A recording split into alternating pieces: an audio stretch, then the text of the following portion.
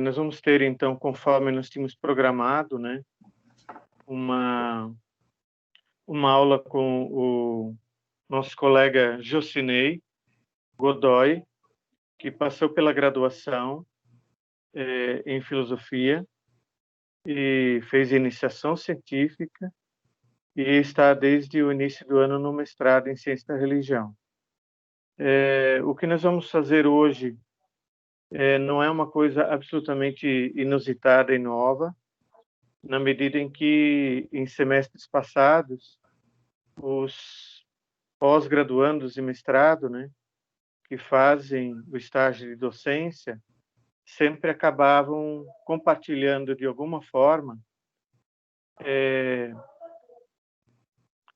do que foi realizado, a trajetória, né, o que normalmente também um professor acaba fazendo, né.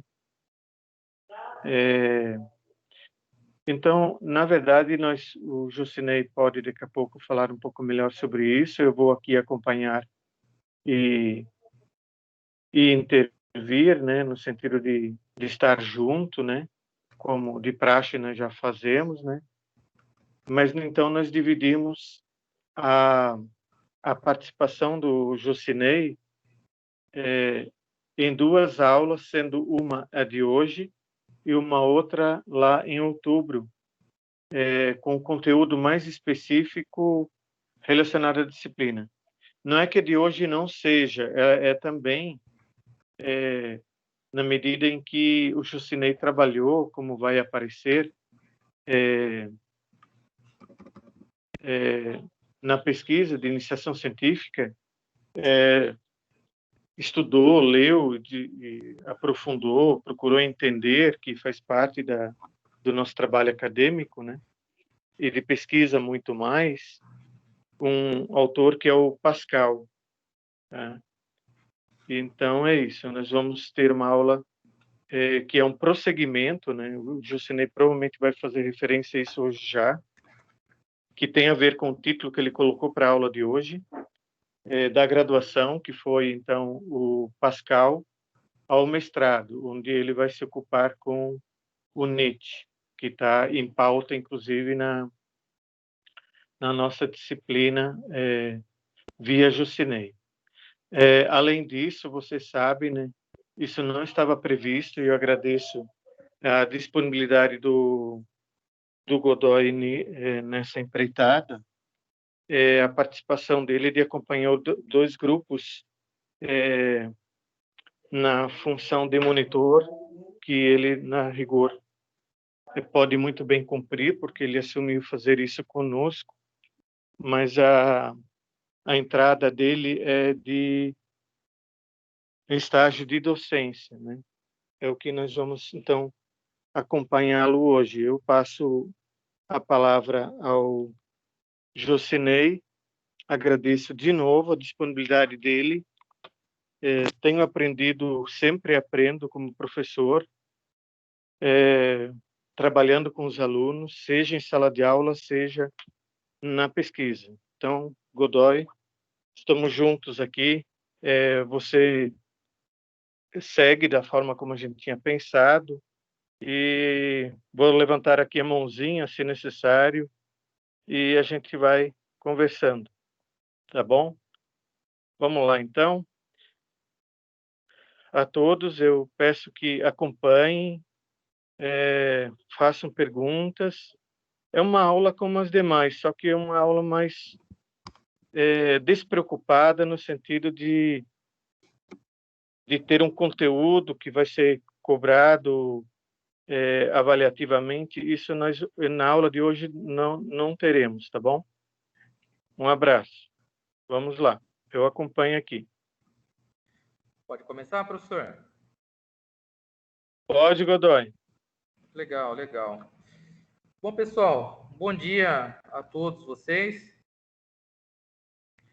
Eu agradeço aí a oportunidade do professor, Dr. Renato, e para mim é um prazer estar com todos aqui. Então, sem mais delongas, vamos aqui falar um pouquinho, então, a partir desse slide que está sendo projetado, que tem por título da graduação ao mestrado em Ciências da Religião. Então, a proposta de apresentação, ou o itinerário que nós vamos se ocupar aqui nesse momento, vai passar, então, pelo interesse por Blaise Pascal, em seguida pela iniciação científica que foi feita a partir desse autor, desse filósofo, e também do artigo como produto da iniciação científica. Depois, o planejamento para o mestrado, de que forma isso aconteceu. Depois, ainda, o anteprojeto e o projeto, já agora em Nietzsche e não mais em Pascal. E o estágio que nós nos encontramos hoje, que é o da dissertação, do início da dissertação, cujo título é uma pergunta: Deus está morto? Que é um estudo sobre niilismo e religião na pós-modernidade. Então, nós vamos tentar nos ocupar, nesse momento, nessas questões aqui que foram colocadas. Como o nosso amigo Gabriel, que deve ter subido aí a apresentação, se você quiser, inclusive, Gabriel, já passar, então, para o próximo slide, não esse, mas o próximo, aí a gente já começa, então, a falar um pouquinho sobre isso aí. Então, por que o interesse por Blaise Pascal? Eu vim da teologia. Eu fiz 4 anos de teologia em um seminário.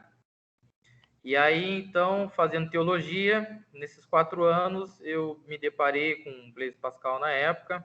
E, então, eu tinha um certo interesse por isso. E logo que eu comecei na filosofia, lembro-me que o professor de introdução à filosofia, ele pediu para ser feito um trabalho e, entre os autores ali que estavam previstos para o trabalho, havia, então, o Blaise Pascal, e, a partir dali, então, eu aprofundei um pouco mais os estudos nesse filósofo, que foi um filósofo francês do século XVII, que teve uma vida muito curta, uma vida de 39 anos, mas, do mesmo modo, muito intensa nas suas produções de ordem científica, né? Foi um grande cientista, podemos dizer, né, de forma até um tanto anacrônica, mas um grande engenheiro, né, com muitas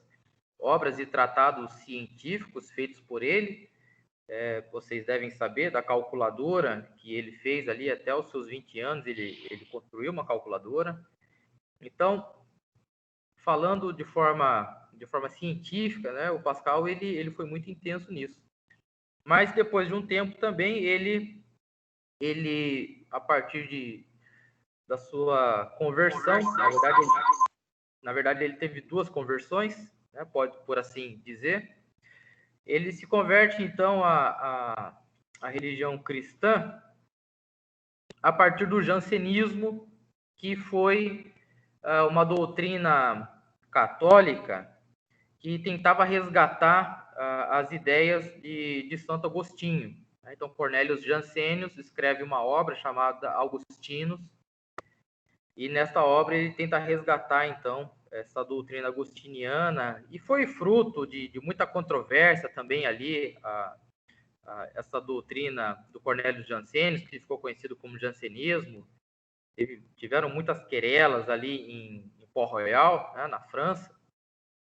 E então o Pascal se aproxima do jansenismo, e a partir dessa aproximação, ele então, a partir de uma certa idade, ele devota toda a sua intelectualidade para estudar as questões relativas ao homem, questões relativas propriamente à metafísica, e sempre lembrando que aqui, no caso do Blaise Pascal, nós estamos falando de um tipo de metafísica mais tradicional, por assim dizer, diferente de um contexto mais nietzschiano.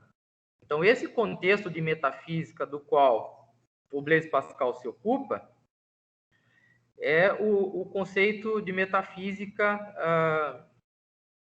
platônica e imiscuída ou misturada ali com o cristianismo. Daí, então, lá na frente, que o Nietzsche vai dizer que o cristianismo ele seria uma espécie de platonismo para o povo. Por quê? Porque o cristianismo, então, ele pega todo esse arcabouço platônico do mundo das ideias e tudo mais, e é como se ele tornasse isso mais palatável, tornasse isso mais compreensível e praticável para as pessoas ali. Então, o cristianismo ele faz isso, e aí, então, que o Nietzsche vai falar a esse respeito. Então, Blaise Pascal ele está situado, em termos de metafísica, está situado nisso aí, nessa ideia aí de mistura do platonismo com o cristianismo, dessa questão. Então, nesse sentido, eu continuei, então, estudando um pouco sobre o Blaise Pascal, e aí surgiu a oportunidade de fazer a iniciação científica. Na verdade, logo quando eu entrei na filosofia, uma primeira pessoa que eu conversei, que me indicaram na época, foi com o padre Paulo Sérgio, isso bem no começo da filosofia, e aí ele me explicou o caminho, acerca de se obter aí, conseguir, na verdade, chegar ao mestrado, doutorado e assim por diante. Ele me explicou um pouco dessa caminhada acadêmica, ali naquele contexto da PUC, e então eu fiquei, na verdade, eu já entrei na graduação com esse propósito, de fazer essa caminhada, já tinha esse objetivo em mente, e então eu tive o prazer e a honra de conhecer o professor, o Dr. Renato, o qual tem sido um grande parceiro e amigo nessas questões aqui de estudo, tenho aprendido muito com o Dr. Renato. E aí, então, eu tive a ideia de entrar, de fazer iniciação científica, mas antes disso, até para entender como funciona, eu fiquei um tempo participando das reuniões sem estar formalmente no grupo da iniciação científica. Então, eu regularmente ia às reuniões para entender como é que funcionava, para quando, caso eu entrasse, e deu certo que eu entrei, eu já estivesse, então, mais habituado, mais familiarizado, não ficasse batendo muito a cabeça ali com as ações decorrentes da iniciação científica. Então, aqui no próximo slide, falando já sobre a iniciação científica em Blaise Pascal, como havia esse interesse prévio, então conversei com o Dr. Renato, ele, de muito bom grado, aceitou a proposta, e aí, então, iniciamos aí a caminhada dessa pesquisa em Blaise Pascal. E em termos de pesquisa, o que eu posso dizer para vocês, ali no caso Blaise Pascal, que me chamou bastante atenção, é que, para o Blaise Pascal, o que ele entendia acerca do homem, dessa questão metafísica e tudo mais, é que o homem, por assim dizer, antes da queda, Pascal ele se ocupa muito dessa narrativa bíblico-cristã, de um estado anterior à queda, um estado de grandeza, e um estado posterior à queda, é um estado que o homem vive em permanente miséria. E aquilo que o Pascal vai entender, então. É claro que, para Pascal, é até interessante um ponto, que é justamente o ponto da insuficiência do homem diante do divino, diante do sagrado. Então, Pascal diz que o homem, ele mesmo antes da queda, ele era insuficiente. Por quê? Porque para ele continuar a existir e a viver, e nesse aspecto de grandeza, por conta da sua comunicação direta ali com o sagrado antes da queda, o homem ele sempre careceu do próprio Criador sustentando-o, tornando-o suficiente. Então, era de forma uma insuficiência que acontecia, mas uma insuficiência que podemos dizer positiva. Então, antes da queda, mesmo assim, o ser humano já era insuficiente para o Pascal. O que acontece é que depois da queda, aquele ser que completava o homem, aquele ser divino que o completava, na queda ele se ausenta do homem, abrindo um vazio infinito, que Pascal vai dizer que é um vazio infinito do tamanho de Deus. Então, a partir desse momento, o homem ele vive, até para resumir, para a gente não se ocupar muito desse ponto. Então, essa ausência de Deus, do homem, que abre esse vazio do tamanho do infinito, agora submete o homem a um estado de permanente miséria. Então, Pascal diz que o homem, então, que amava a Deus como objeto infinito, agora, por conta desse esvaziamento do seu ser, o que a gente pode dizer de um esvaziamento ontológico, o homem, então, tenta amar a si mesmo, ou as coisas criadas. Então, para o Pascal, amar a si mesmo, tentando fazer com que esse amor seja o mesmo amor devotado a Deus, como era anteriormente, faz do homem um ser miserável. Isso acaba sendo um equívoco, porque o homem, então, nesse momento, posterior à queda, ele tenta amar um objeto infinito, no caso Deus, que o constituía, mas ele desvia esse amor a si mesmo como objeto finito.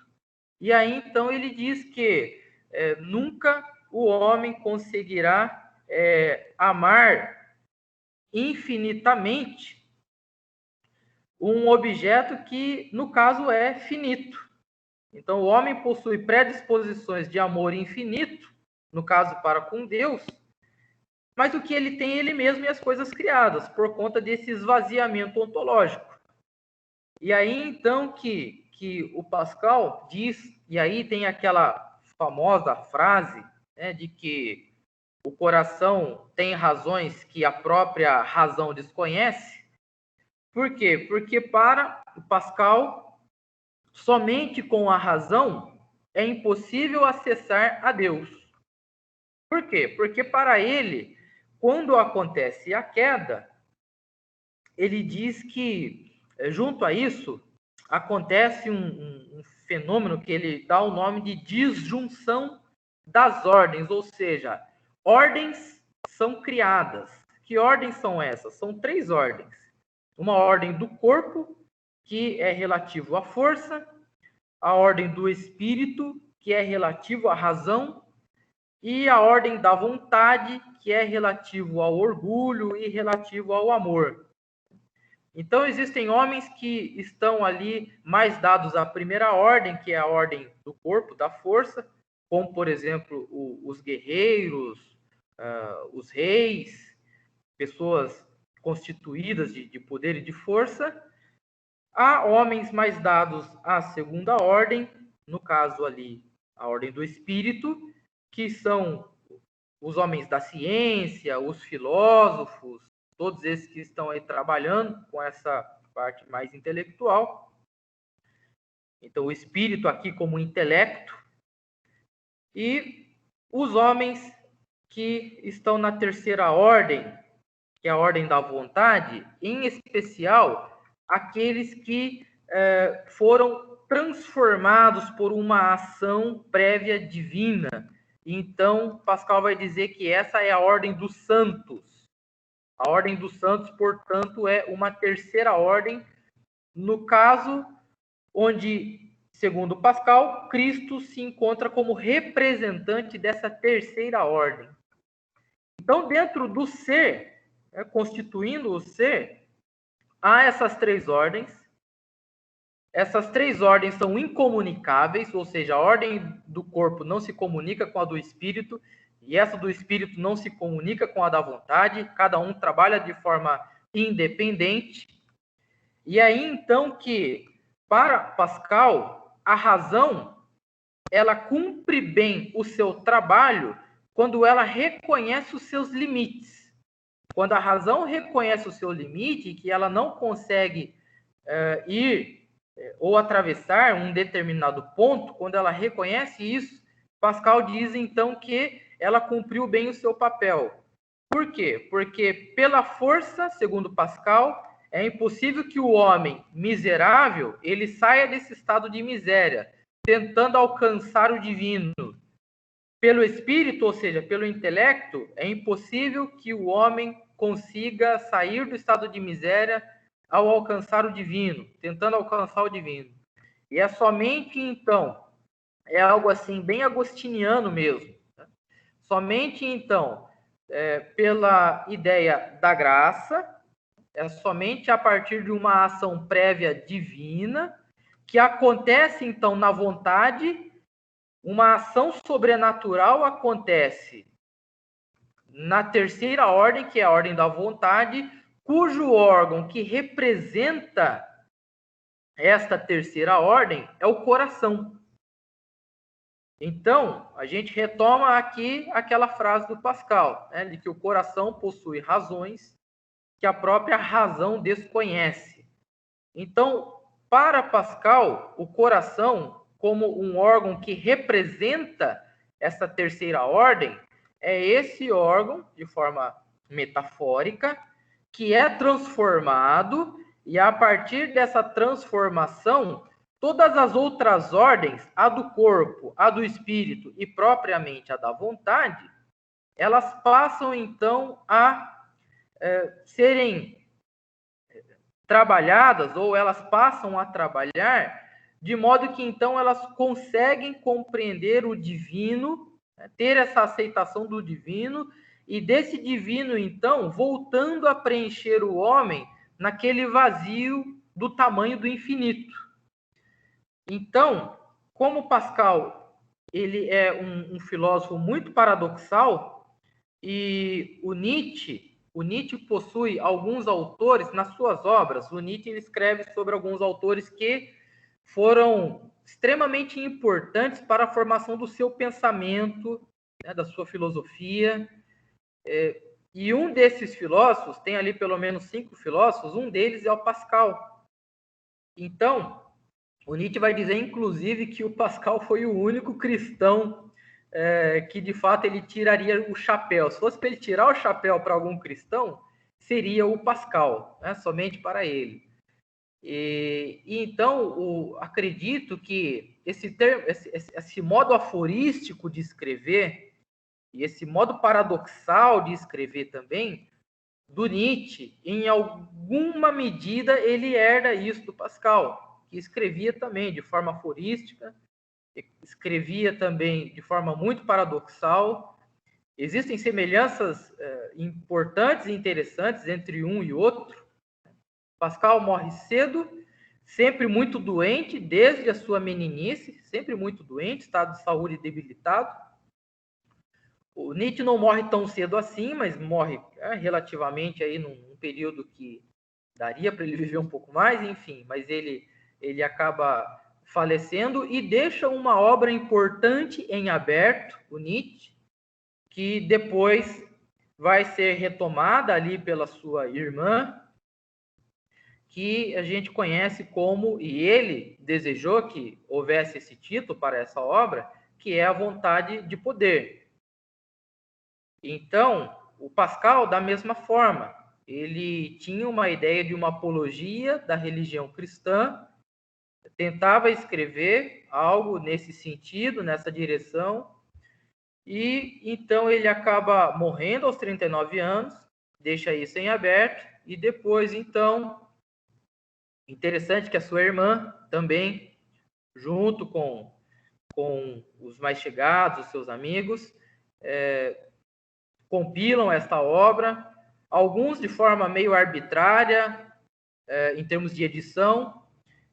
Tem uma edição muito interessante, que é a de Lafumar, desta obra que ficou conhecida como Os Pensamentos, essa apologia da religião cristã. Ela foi, então, editada e essa obra ficou conhecida como Pensamentos. No caso ali de Lafumar, que editou essa obra, dentre outros, ali como Brunswick, ele foi menos arbitrário em que aspecto? Em tentar fazer com que esta obra ela permanecesse praticamente no estado como foram encontrados os maços de papéis escritos do Pascal que apontavam para essa obra. Então, eles tentaram deixar, né, no caso do Lafumar e outros ali, tentaram deixar essa obra de um modo assim como foram encontrados os escritos, menos arbitrário o possível.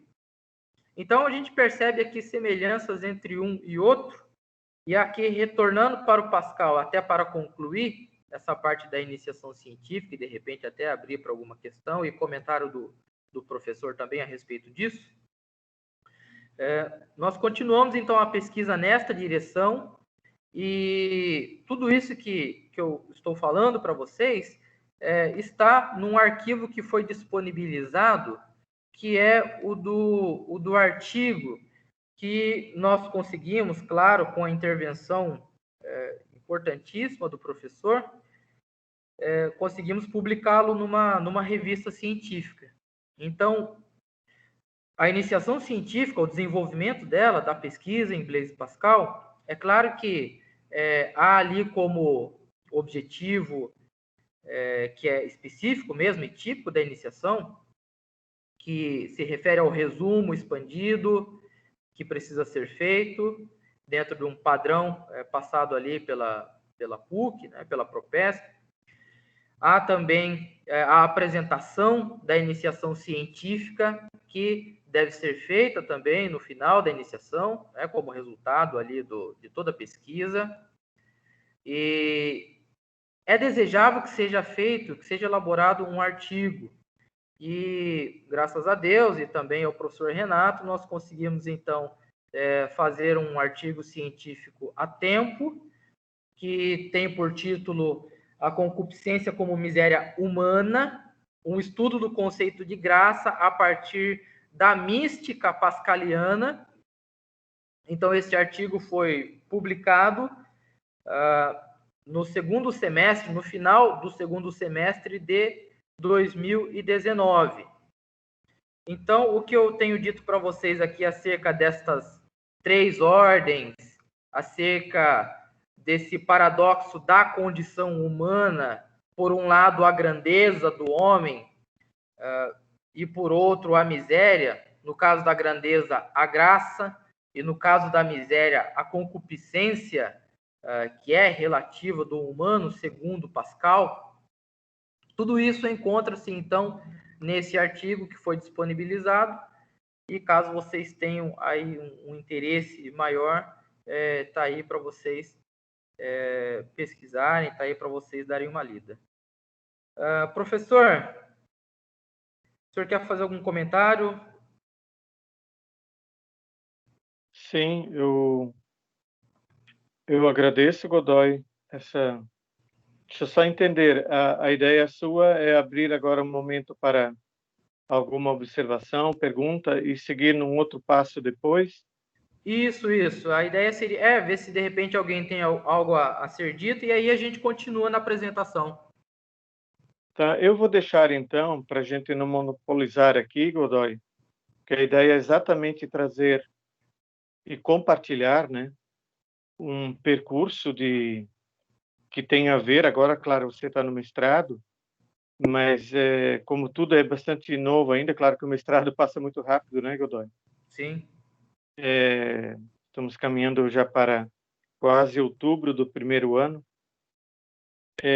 mas eu deixaria em aberto se tem alguma pergunta, alguma curiosidade, inclusive, né, em relação ao Pascal e ao percurso realizado, que a gente também possa responder, porque pesquisa é assim, a gente vai desbravando, enquanto pesquisa, alguns âmbitos, mas não quer dizer que a gente domine tudo.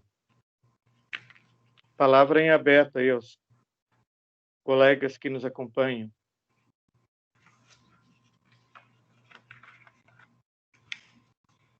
Tá todo mundo aí? Estamos sim. Joia. Tudo bem, pessoal? Alguém tem algum comentário, alguma questão, alguma dúvida?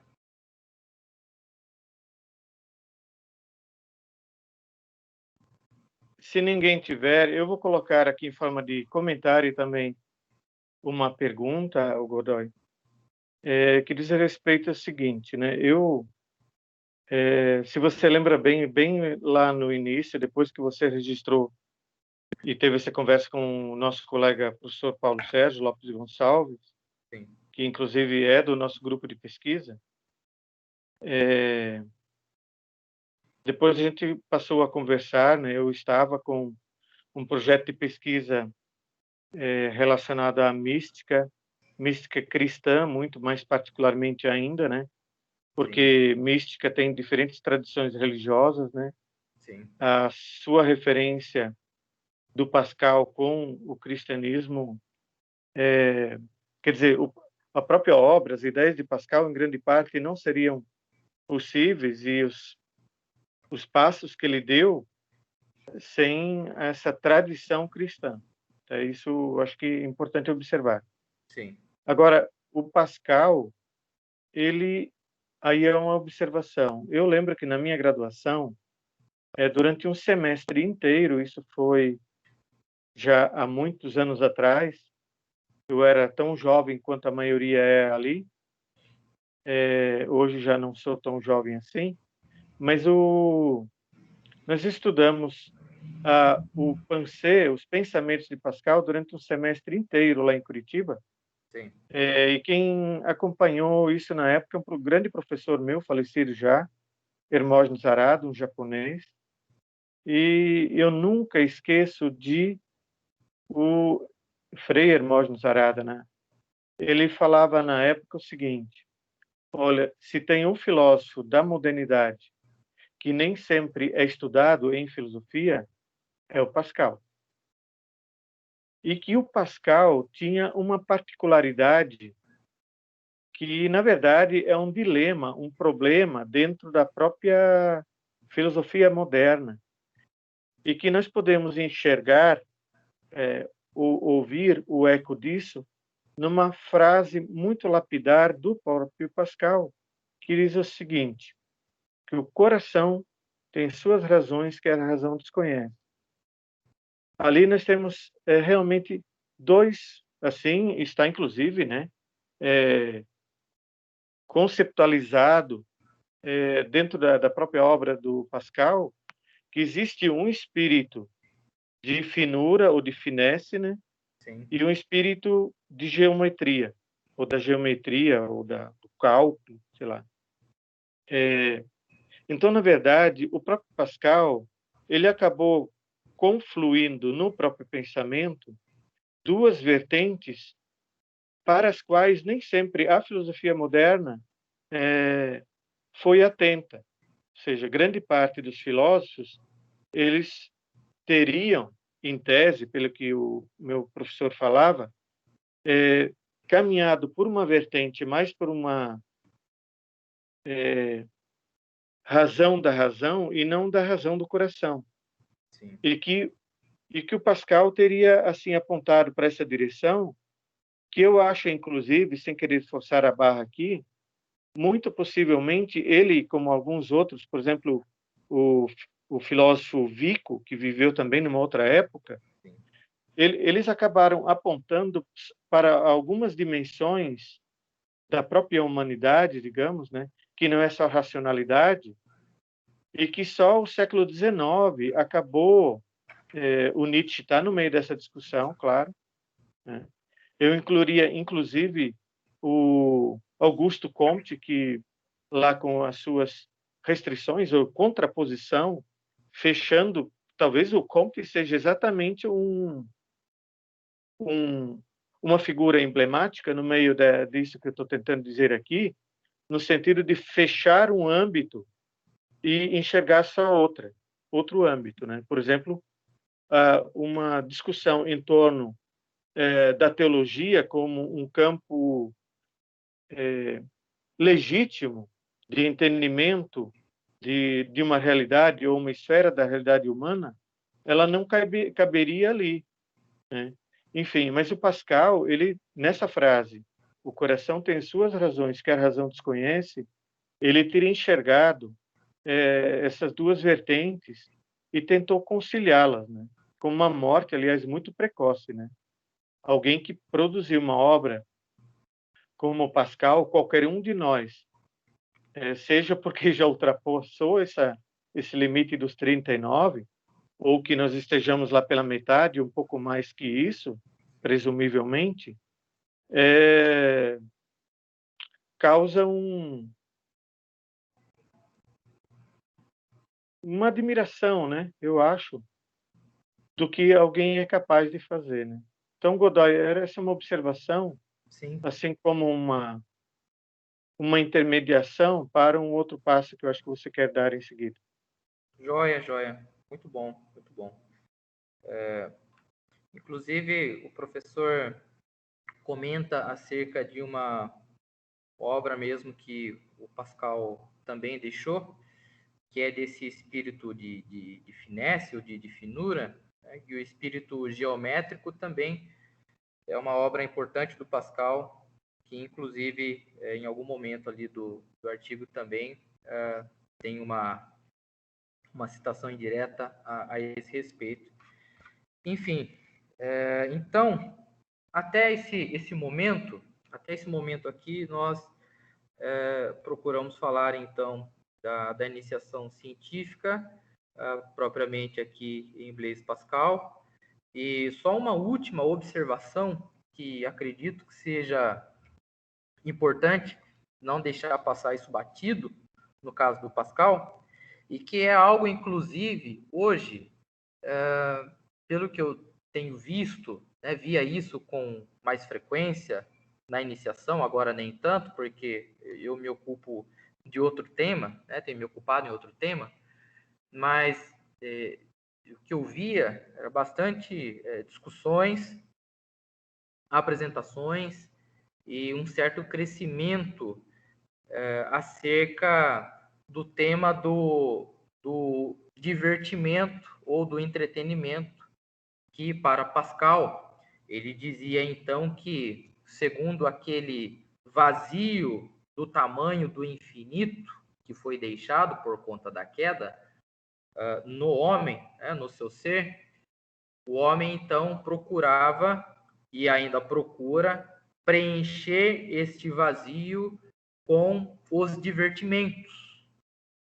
Então é nesse sentido que o Pascal chega a ser até, ele é engraçado em alguns aspectos, em alguns pontos, sarcástico, irônico. Ele lembra o Nietzsche, quando eu estou lendo o Nietzsche às vezes, em termos de estilo, ele lembra os escritos do Pascal. E ele vai dizer que o homem ele não consegue ficar sozinho no seu quarto, porque o tédio o acomete, e é como se isso nascesse das profundezas da sua alma e o deixasse inquieto, e por conta disso, ou por essa razão, então ele não consegue ficar sozinho, quietinho, num quarto. Porque essa miséria toda do seu ser ali, o tédio vai, então, deixando ele ali um tanto encabulado, um tanto inquieto. E é por isso que essas estratégias que o homem procura, então, para desviar essa inquietação ou esse tédio, tentando preencher esse vazio infinito, né, com o entretenimento, com o divertimento. E aí ele dá o exemplo de alguém que, quando sai para caçar e ele consegue o seu objetivo, ele caça lá o animal. Quando ele consegue o objetivo, ele entra novamente num estado de tédio. Por quê? Porque para ele, o objetivo da caçada, ou seja, conseguir o animal, isso não é, ontologicamente falando, não é o mais importante, e sim esse movimento, esse entretenimento, esse momento de desvio do tédio é que sim é importante para o homem. E aí, por fim, até para concluir essa parte, por fim, ele diz então que é por isso que um rei, um exemplo máximo de regalia, e regalia até tem essa raiz aí, né, de rei, um exemplo máximo de regalia para a sua época. Ele diz então que é por isso que mesmo o rei tendo tudo ali à sua disposição, ele ainda precisa de bobos da corte, né, de alguém para diverti-lo, para desviar ele de si mesmo. Então, o divertimento é uma espécie de desvio de si mesmo, para que no momento do tédio, o homem ele não olhe para si e ele veja então que ele é um ser de misérias, né, de misérias existenciais. Isso a partir do Pascal. Então, essa questão do divertimento, essa questão do entretenimento é algo que, de quando eu, até o ano passado, estudava com mais afinco sobre isso, tem sido tema de discussão, debate, palestra, estudo e assim por diante. Tudo bem, então, pessoal? Até aqui nós falamos, então, da iniciação científica e falamos também, claro, do Blaise Pascal, que foi o tema da pesquisa. Bom, agora, passando aqui para o próximo slide, nós temos aqui, então, o planejamento para o mestrado. Como eu havia dito, quando eu entrei na graduação em filosofia, eu já tinha em mente um percurso a ser feito. E dentre esse percurso, a próxima etapa, depois da iniciação, viria esse desejo de fazer o mestrado em ciências da religião. Então, a publicação do artigo na revista científica, Ação Boa Ventura, foi importantíssimo, foi um critério importante ali no processo seletivo e até posterior a isso, numa questão de bolsa também. E então, depois que a iniciação foi concluída, que aí fiz a inscrição para o mestrado, há ali os requisitos, né, que são solicitados ali, que são descritos para o processo seletivo. E aí, então, me preparei para esse processo, passamos pelo processo seletivo, tem ali, então, uma prova a ser feita, tem também o teste, o exame ali de língua, né, no caso, ou espanhol, ou inglês, e também tem a entrevista, e ali, então, um pouquinho antes desse processo seletivo, conversando ali com o professor Renato, acerca do que, de ideias, né, ideias aí acerca do mestrado, surgiu, então, essa ideia de trabalhar com Nietzsche. Por quê?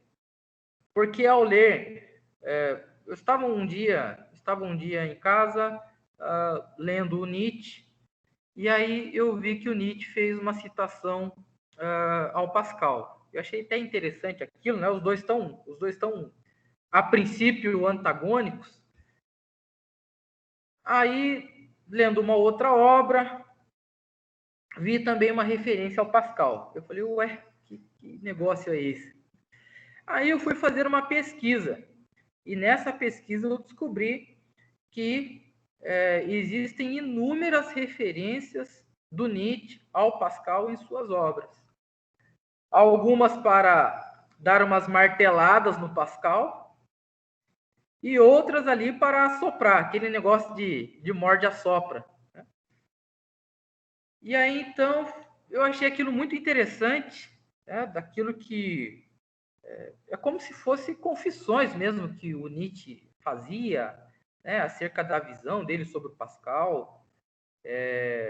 Tem até uma frase muito bonita, né, que ele diz o seguinte, que eu não entenda o Pascal, mas que eu o ame. É um negócio assim muito, muito bacana, muito, parece assim bastante do coração mesmo assim do Nietzsche. E aí, conversando com o professor e pensando um pouco sobre isso, nós chegamos então à conclusão de que seria interessante fazer uma pesquisa já, então, nesse sentido aí, né, com Nietzsche. E aí, claro, quando a gente conhece o Nietzsche, eu não sei vocês, mas anos atrás, quando eu conheci o Nietzsche, eu conheci por conta da frase dele que pode-se dizer que é uma frase que representa bem o próprio niilismo nietzschiano, que está lá no aforismo 125 do livro A Gaia Ciência, que, dentre outras coisas que estão ali escritas, em especial, temos ali aquela frase: Deus está morto e nós o matamos. Quem diz isto é o homem insensato, é o homem louco, que ele sai ali à praça procurando Deus. O texto começa assim, de que um homem louco saiu procurando Deus, ele dizia na praça: procuro Deus, procuro Deus. E aí os que estão ali na praça começam a zombar desse homem louco, dizendo: deixa eu ver se Deus está aqui no meu bolso, deixa eu ver se ele está ali, está assado, enfim.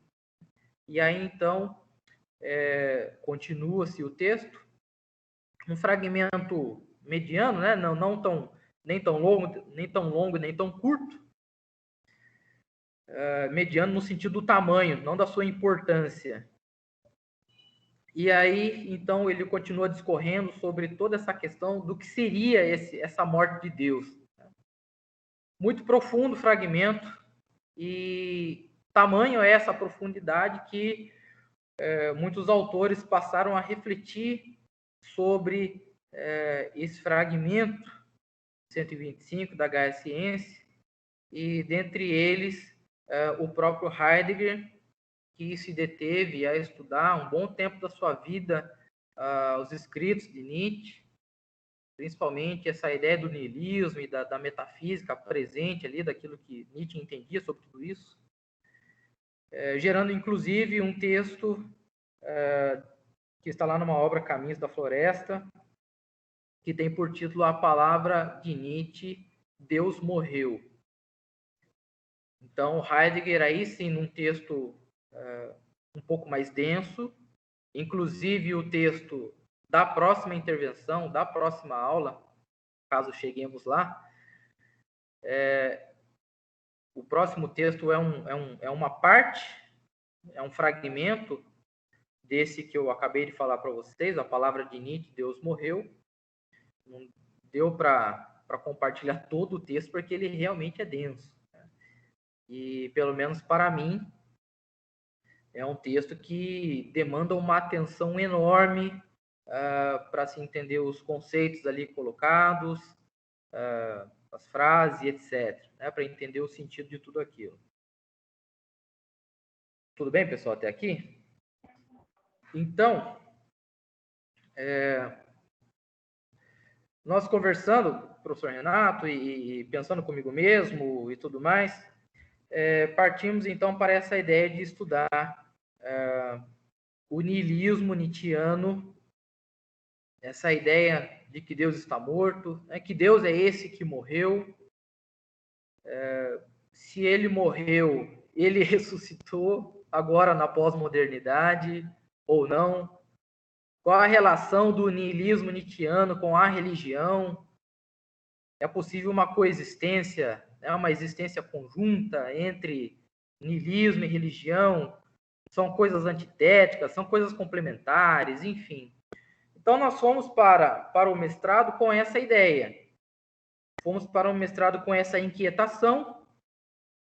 Na pesquisa, independente do seu nível, seja no nível da graduação, seja no nível da pós-graduação, ela sempre vai começar, e é importante que isso aconteça, acredito que esse seja o caminho mesmo a ser seguido, começar com uma inquietação, que tecnicamente falando a gente chama isso de problema. Então, esse problema, assim como na época ali da iniciação científica me ocorreu com Pascal, agora, desde então, me ocorre com Nietzsche. E aí, então, tenho lido o Nietzsche com esse olhar do tema da morte de Deus, e em que medida a gente pode compreender isso melhor. Isso, o Nietzsche, como vocês sabem, ele viveu ali e morreu no ano de 1900, se não me engano, de 1844 a 1900, o tempo de vida dele. E mesmo ali, no fim da sua vida, esse escrito do fragmento 125 da HS Ciência, ele já fazia um certo barulho. Esse niilismo nietzschiano já fazia um certo barulho ali na época.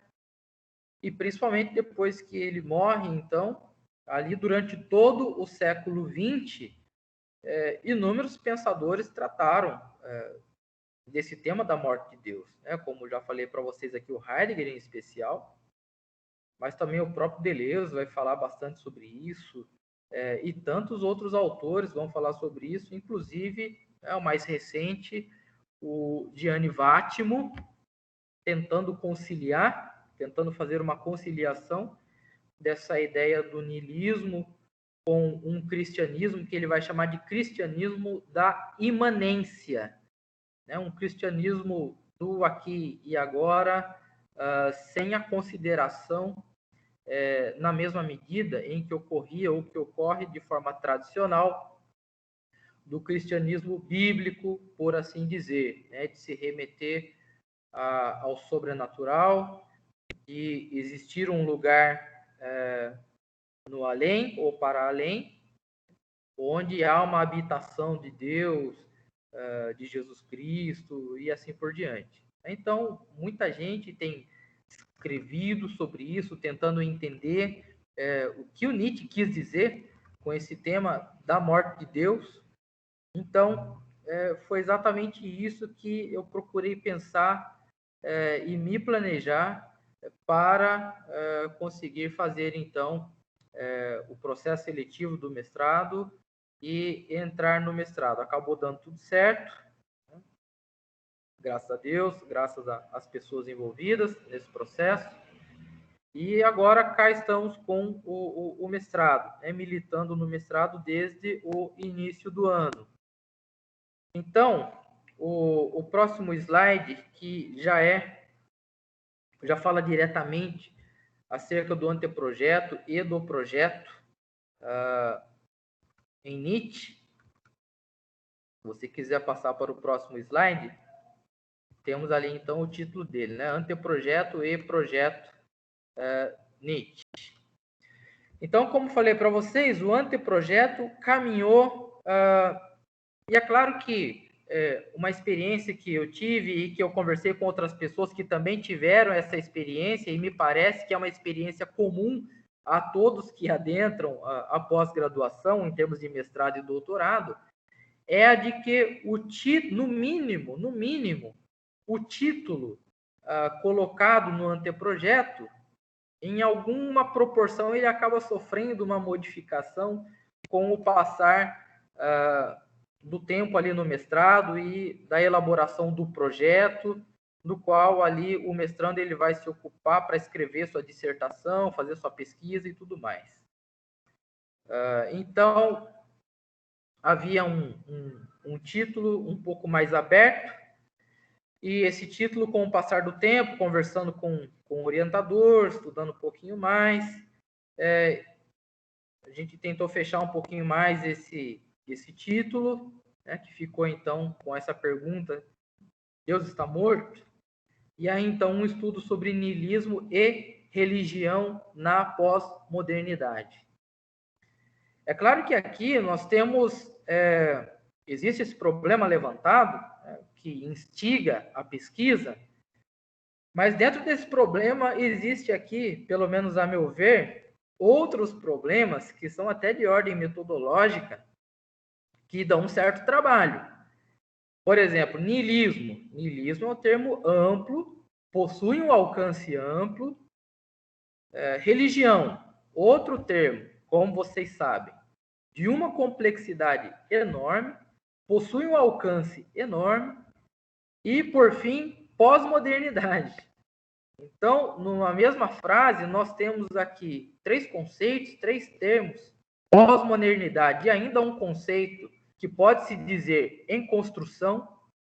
Existem autores que nem tratam esse tempo nosso como pós-moderno, né? Alguns vão chamar de modernidade tardia, outros de hipermodernidade. Então, existe a ideia de que esse tempo nosso, ele fez uma ruptura com a modernidade, e existem autores que tratam desse tempo nosso como uma continuação da modernidade. Mas o fato é que, então, vocês conseguem perceber aí que, metodologicamente falando, nós temos aqui grandes desafios para trabalhar aqui, né? Desse estudo aqui sobre niilismo e religião na pós-modernidade. Então, quando se faz o anteprojeto, e o anteprojeto é um dos requisitos para o processo seletivo, é preciso submeter esse anteprojeto para que o pessoal que vai fazer a avaliação, já na entrevista, eles tenham em mão aquilo que o candidato ele pretende para o mestrado. Então, aqui nesse caso do anteprojeto, ele foi numa direção, e aí, então, ao entrar no mestrado, continua-se com esse anteprojeto, mas trabalhando nele para que ele se torne um projeto em definitivo.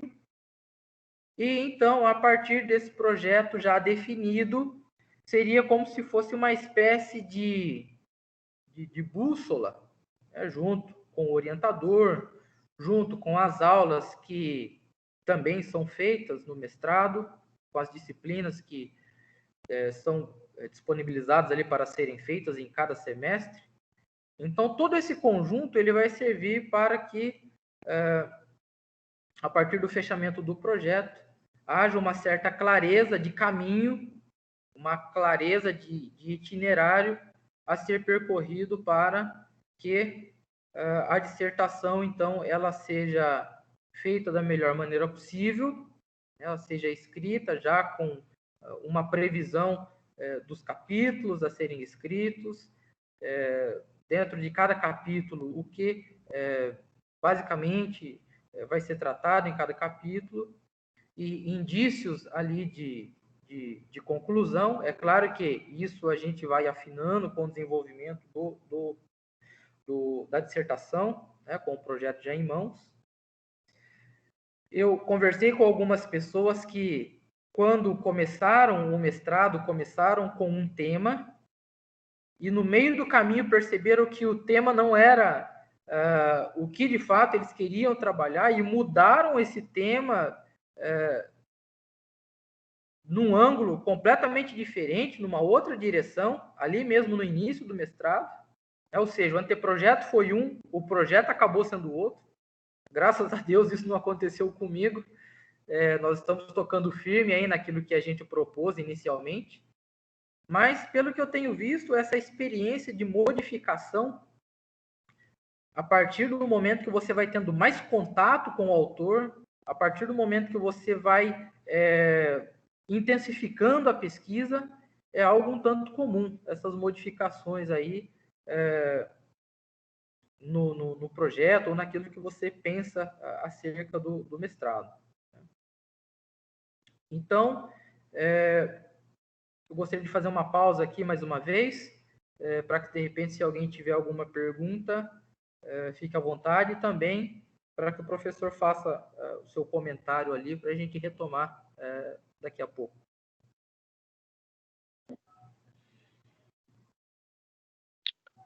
Então, acho que você traçou muito bem, o Godoy, o que levou, como foi isso, né? Da graduação para frente. Uma coisa que me chama a atenção, às vezes é tão óbvio que não precisa nem comentar, mas eu acho que para os propósitos da aula aqui hoje, seja, primeiro você não está aqui por acaso, né? Você está no estágio de docência onde se espera essa interlocução fazendo essa ou aquela atividade, e aqui nós optamos, né, num primeiro momento, de compartilhar, como eu falei antes, né, essa trajetória, né, em relação à sua trajetória. E o que me chama a atenção, isso que eu queria pontuar de forma mais direta e objetiva, é que, aliás, ontem alguém me fazia uma pergunta, eu acho que aqui um exemplo bem interessante da trajetória do nosso colega Jucinei, e que, aliás, tem um pensamento do Pascal, que eu lembrei ontem, enquanto eu comentava a resposta da pergunta que o colega fazia sobre o tempo. Tem um pensamento do Pascal nos tais pensamentos, que são bilhetes, anotações, que ele tinha um projeto de uma obra, né, mais ampla, é verdade, e que, na verdade, nem é uma obra, são realmente um conjunto de anotações que deu margem para muita discussão do ponto de vista crítico de edição. Isso vale igualmente para Vontade de Poder ou de Potência, do Nietzsche, como nós bem sabemos. Então, esse é um ponto. O Godoy, assim, veio com uma determinação, né, para um estudo. Poderia fazer outra coisa na vida, como ele já fazia, né, Godoy? Sim. Você nem sempre fez isso que você faz hoje, que tem, digamos, um horizonte primeiro. Claro que tem muita coisa para fazer, tem ganha-pão, tem conta para pagar, ninguém está livre disso. No meio da pandemia, as coisas ficam até piores, ou antes da pandemia, né? Então, por exemplo, Jocinei tinha tudo para ter uma bolsa de estudos da CAPES. Ora, isso não se confirmou. Então, isso tudo são percalços dentro de um caminho. Então, o que me chama a atenção, o Godoy, e retomando uma pergunta que alguém fez ontem, sim, o que nós fazemos do nosso tempo é o que nos define quem nós somos. É isso. E se você protelar eternamente uma coisa que você gostaria de ser no futuro do pretérito, e nunca será um futuro do presente, aí você fica adiando ad eternum uma coisa que você até desejaria, mas no fundo você não deseja, né? Então, porque tudo tem um preço, né, nessa vida. Inclusive, o que os colegas aí estão fazendo, assistindo aula ou acompanhando aula conosco, tem um preço. E tem um preço com essa aquela significação, com essa ou aquela importância para cada um. Então, tem um pensamento do Pascal que eu posso comentar na retomada da aula sobre esse tema na segunda-feira, que é muito, muito significativo, né?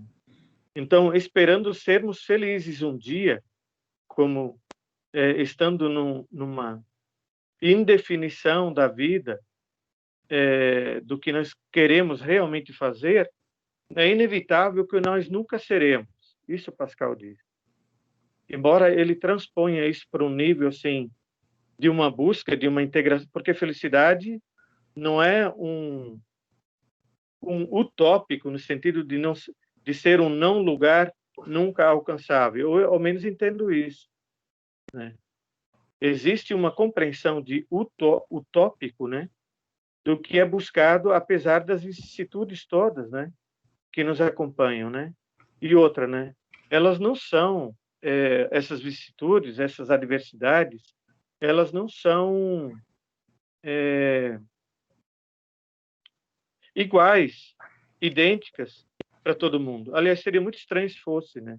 Sim. Aliás, esse é um traço exatamente que revela a nossa condição humana de ser.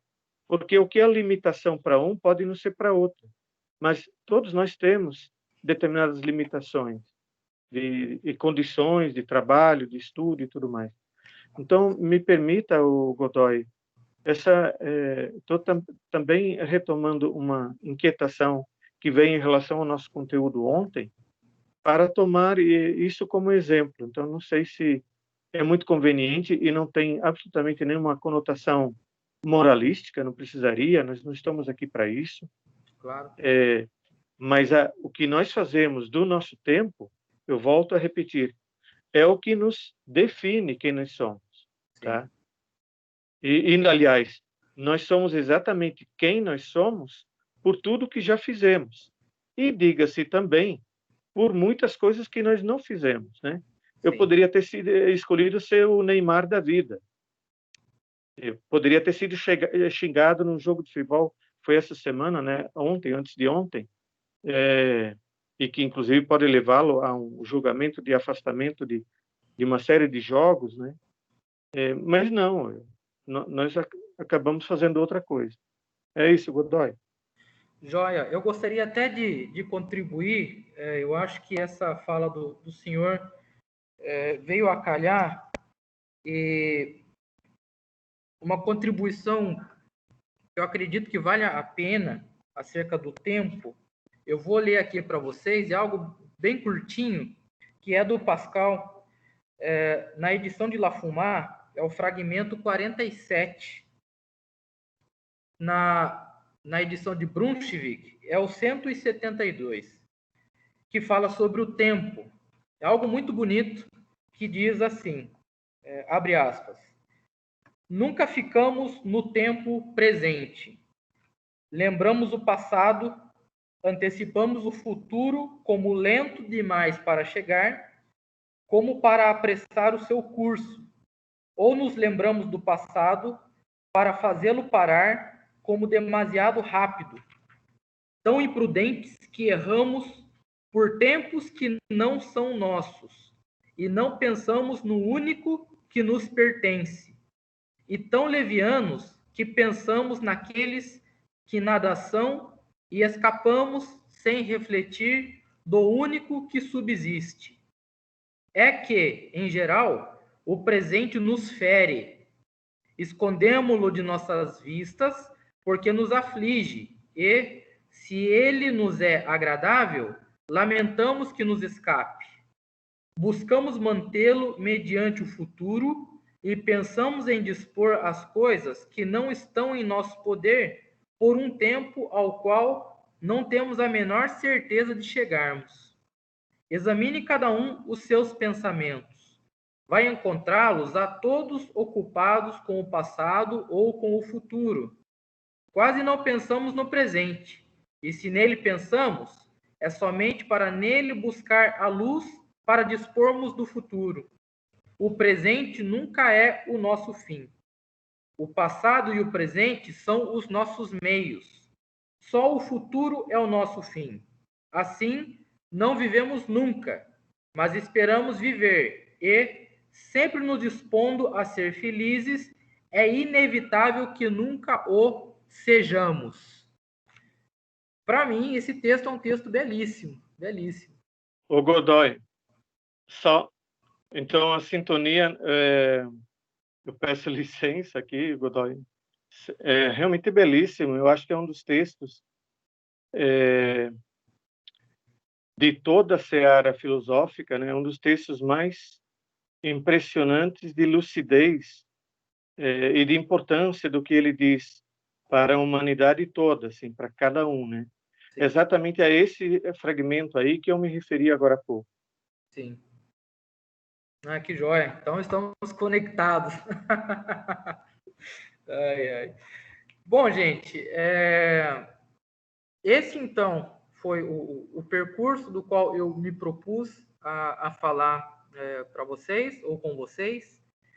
Eu gostaria de deixar a parte do Nietzsche mesmo e até a interpretação ou entendimento que o Heidegger possui do Nietzsche, especialmente neste aforismo 125 da Gaia Ciência, né, do Deus está morto.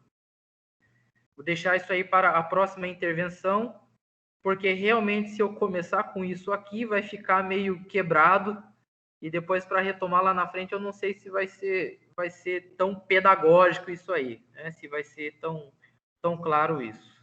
Então, o que eu tinha para dizer a vocês foi tudo isso, então, né? Foi esse interesse por Blaise Pascal, a iniciação científica nesse autor, do trabalho feito na iniciação científica e do artigo que acabou saindo como produto desta iniciação, da sua posterior publicação, que também serviu para o mestrado, e aí de todo esse planejamento para o mestrado, tendo em vista que, quando eu entrei na graduação, volto a dizer, eu já tinha em mente qual era o caminho que eu desejava e ainda desejo percorrer, do anteprojeto e do projeto, que agora, então, não mais em Pascal, mas em Nietzsche, se ocupando do tema Deus está morto, né, desse problema, e do estudo, então, sobre niilismo e religião na pós-modernidade, que é algo que é praticamente o título da dissertação, e que, então, nós estamos caminhando aí, pesquisando, lendo muito Nietzsche e outros autores também, em especial o Heidegger, acerca desse tema aí, do texto de Caminhos da Floresta, de autor que trata sobre a pós-modernidade, enfim. Então, esse é o caminho que nós encontramos aqui. E aí, para concluir, tudo isso culminou, então, na aula de hoje, nesse estágio docente que foi, então, costurado com o professor Dr. Renato Kirchner. E, então, a gente, pelo menos da minha parte, eu encerro por aqui, tendo, então, em vista a outra intervenção, agora, não mais em Pascal, mas propriamente no Nietzsche. Tudo bem, pessoal? Não sei se alguém tem alguma pergunta ou comentário, fique à vontade aí, tá bom? Perguntas, comentários? Tá todo Arthur? mundo bem quietinho aí? Pois é, eu acho que esse pessoal acompanha a aula deitado na rede.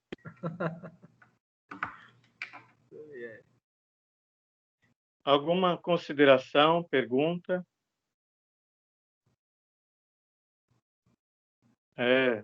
Gabriel está dando risada aí.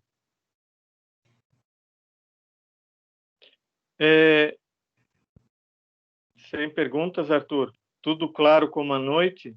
Hein, Matias? Alisson, tudo certo? Olha só, primeiro eu vou agradecer novamente ao Jucinei, o Godoy, né, de ter partilhado essa trajetória conosco, e não tinha nada combinado, mas é estranho a gente não estabelecer algumas ligações, né, com o conteúdo propriamente dito, né, assim, existe um fio condutor da disciplina, né, e Fábio, parabenizando você, Godoy, eu também. Se tem uma coisa assim nessa jornada acadêmica e pesquisador, eu atribuo assim a realização mesmo vendo outros se realizarem igualmente, né, ou conjuntamente, né. Não fosse assim, seria uma coisa até meio maçante, monótona, sem graça, né? E não é assim, né? Aliás, tem uma frase que eu não sei se é atribuída também ao Nietzsche, dá mau apreço ao mestre o discípulo que permanece sempre discípulo. Então, quando você vê um aluno que se supera diante de uma questão, diante de um problema, e nós temos a experiência dentro da reação dos colegas, por exemplo, numa atividade realizada semana passada, isso me traz uma gratidão e uma satisfação muito grandes e muito mais distante do que propriamente uma tarefa a cumprir, uma nota a alcançar, mas a compreensão que dali advém, no sentido de se superar, é sempre muito maior, tá? Nesse sentido, Godoy, só para terminar mesmo, depois de uma reação rápida sua, não estou inventando isso agora, na sua última parte tinha lembrado exatamente disso, O que significou e está significando, Godoy, o confronto assim, muito pessoal seu com as ideias dessas grandes figuras que são e vão permanecer assim, e morredoras, né? Elas estão ali como os picos mais altos da cordilheira né, se nós pudermos assim representar, né, da tradição histórica, que é uma construção coletiva, mas o Nietzsche, assim o Pascal, assim o Heidegger, né, o que significou assim muito pessoalmente para você, especialmente depois que você entrou na filosofia na PUC Campinas, em termos de crescimento pessoal. Sim, claro que não dá para medir isso, e é mais exatamente uma pequena provocação para o encerramento dessa primeira parte de sua participação e intervenção aqui, Godoy. Eu Sim, sim. agradeço. Legal, perfeito. O que eu tenho, na verdade, eu tenho aprendido mais com o Nietzsche, em termos de significação mesmo, do que com o Pascal. Em que aspecto? No aspecto, por exemplo, da abertura que você tem para pesquisar ou para entender, esse desejo de entender uma visão que a princípio lhe é antagônica, a princípio lhe é bastante peculiar e diferente. Então, o que eu tenho aprendido é que todos já dizia Santo Anselmo, né? Aquela ideia de você crer para entender. Muitas pessoas, eu acredito que praticamente todas, quando elas se lançam a conhecer algo, normalmente o seu interesse por conhecer algo vem, na verdade, de um acreditar prévio que ele tem sobre aquilo. Então, se eu entendo que uma filosofia A é muito interessante, eu creio naquilo que diz determinado filósofo, eu me lanço a conhecer cada vez mais aquilo. Então, me parece que, seguindo Santo Anselmo, essa ideia do conhecer, existe algo prévio ao conhecer que é propriamente o acreditar, o crer. Eu creio, portanto, eu conheço. Eu me aprofundo no conhecimento daquilo que eu já tenho dentro de mim, que é algo que eu tomo como verdadeiro, que eu tomo como algo que realmente me faz sentido. Mas o que eu descubro, e cada vez tenho descoberto, é que quando a gente faz um esforço numa direção diferente, que é de conhecer algo que lhe é peculiar, algo que até então você percebia como um contraponto ao pensamento que você tem, e o entendimento que você tem das coisas e daquilo que lhe faz mais sentido, é legal que abre-se um horizonte, você tem novas perspectivas, você consegue, tentando, isso é muito difícil, claro, mas tentando se colocar no lugar do autor, baseado até em biografias mesmo. Tem uma biografia consagrada do Nietzsche. Deixa eu ver se ela está aqui. Não, está em casa. Está em casa esse livro. Tem uma biografia consagrada do Nietzsche. E ali fala então sobre a sua vida, sobre a sua experiência.